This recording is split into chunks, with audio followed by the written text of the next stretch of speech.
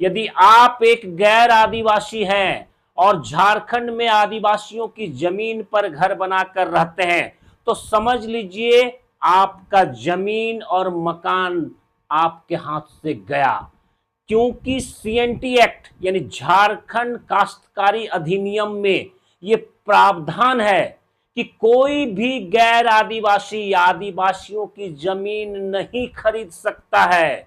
यदि गलती से भी भूल से भी सादा पट्टा या डीड बना लिया गया है तो वो पट्टा या डीड अवैध माना जाएगा और इसी कानून के आधार पर आदिवासियों के बेटे बेटियां पोते पोतियां नाती परनाती ये लोग लगातार कोर्ट में भू वापसी का मुकदमा दायर कर रहे हैं और कोर्ट सीएनटी एक्ट के आधार पर यह आदेश पारित कर रहा है कि आदिवासियों की जमीन को गैर आदिवासियों से छीनकर उनके मूल मालिकों को वापस किया जाए। रांची और कई क्षेत्रों में लगातार दखल दिहानी का काम चल रहा है।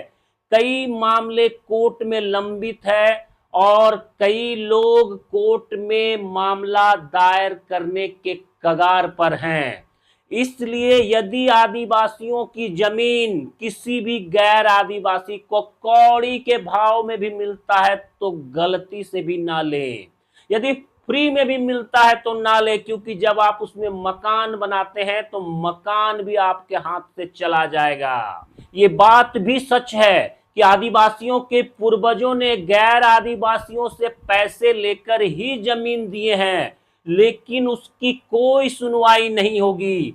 आप क्यों ना 50 साल 60 साल 70 साल से उस जमीन पर घर मकान बना कर रह रहे हैं, फिर भी आपके पक्ष में कोई सुनवाई नहीं होगी। सीएनटी एक्ट का मतलब ही है कि जब भी उस जमीन में उस आदिवासी का कोई भी बेटा बेटी पोता पोती या रिश्तेदार क्लेम करेगा कोर्ट में, कोर्ट नई पीढ़ी को वो जमीन वापस कर देगी।